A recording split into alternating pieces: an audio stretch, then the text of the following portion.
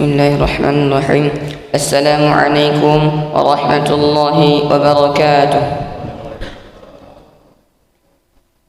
Alhamdulillahilladzi anzalal kitabal ladzi la raiba fihi hudan lil muttaqin. Asyhadu an la ilaha illallah wa asyhadu anna Muhammadan abduhu wa rasuluh la nabiyya wa la rasula ba'dah. Amma ba'd. Pada jemaah salat subuh Masjid Zaratul Abrar yang dirahmati oleh Allah Subhanahu wa taala. Yang pertama dan yang harus diutamakan, marilah kita bersyukur kepada Allah Subhanahu wa taala yang telah menghidupkan kita dari kematian sementara kita. Dan semoga salawat serta salam Allah limpahkan kepada Nabi kita Nabi Muhammad sallallahu alaihi wasallam yang dengan wasilahnya kita bisa merasakan nikmatnya iman pada pagi hari ini. Izinkanlah kami untuk menyampaikan sebuah hadis Rasulullah sallallahu alaihi wasallam yang bertemakan penampilan dan isi hati.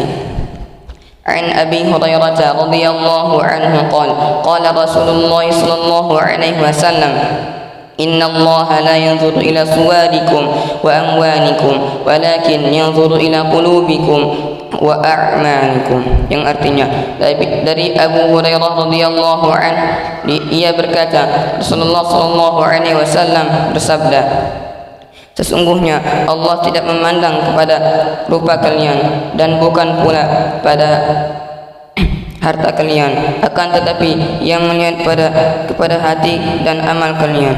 Hadis riwayat Muslim nomor 2564 dan Ibnu Majah nomor 4143.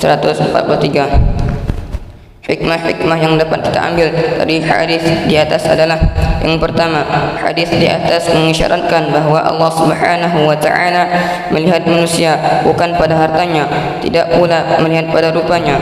Semua itu tidak ada harganya di sisi Allah Subhanahu wa taala. Akan tetapi Allah Subhanahu wa taala melihat hati dan amal kita. Yang kedua, amal seseorang itu adalah cerminan dari isi hatinya. Jika penampilannya tidak khusyuk ketika salat, sudah dipastikan hatinya pun jelas tidak khusyuk, karena apa yang ada pada lahiriah itu asalnya dari batiniyah.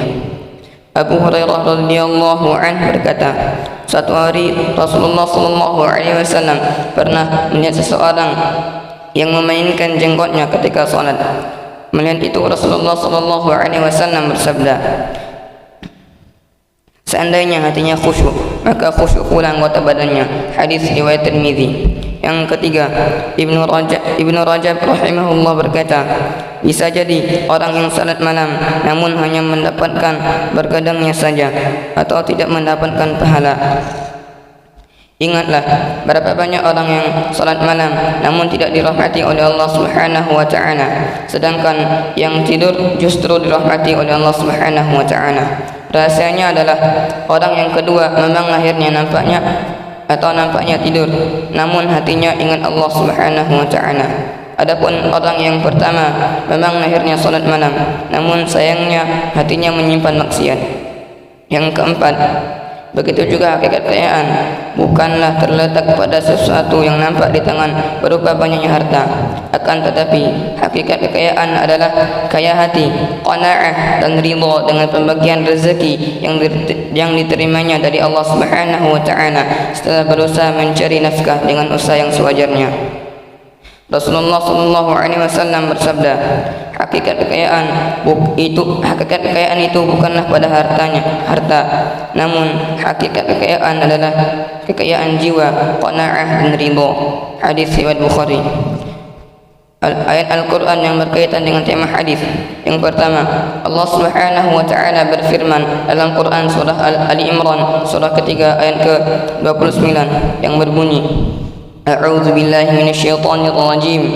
Qul in tukhfu ma fi sudurikum aw tubduhu ya'lamuhu Allah wa ya'lamu ma fis samawati wa ma fil ard wallahu ala kulli syai'in qadir.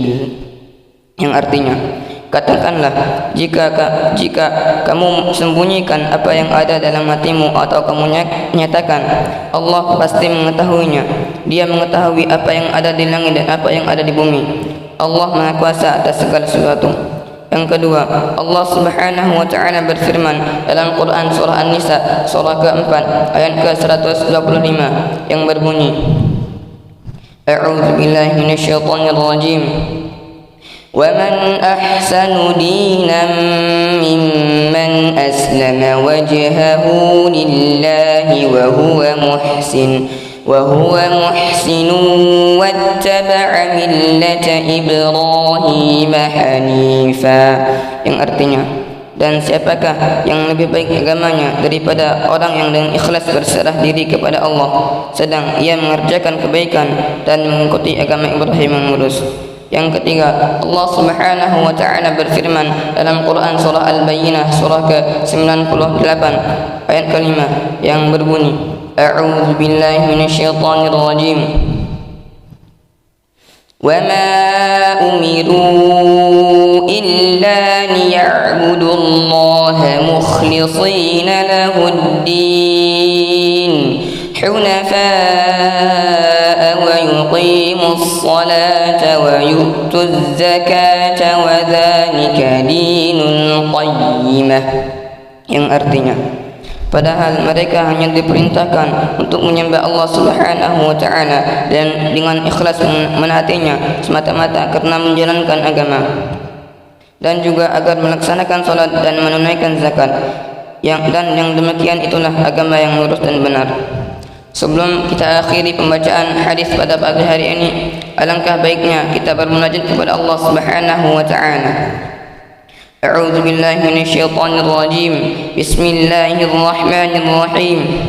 Alhamdulillahi rabbil alamin, hamdan yuwafi ni'amahu wa yukafi'u mazidah. Ya rabbana lakal hamdu wa lakash syukr kama yanbaghi li jalali wajhikal karim wa 'azimi sultanik.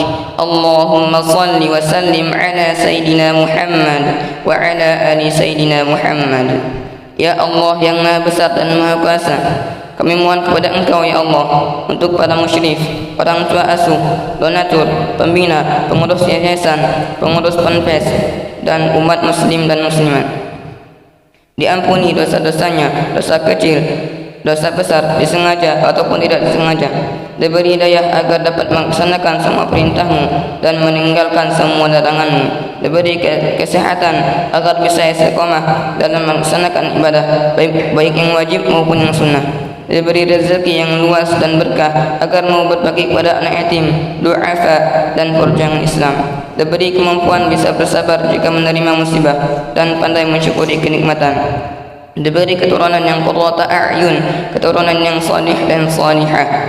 Rabbana atina fid dunya hasanah wa fil akhirati hasanah wa qina adzaban nar. Subhana rabbika rabbil izzati amma yasifun wa salamun alal mursalin walhamdulillahi rabbil alamin. Thumma assalamu alaikum warahmatullahi wabarakatuh.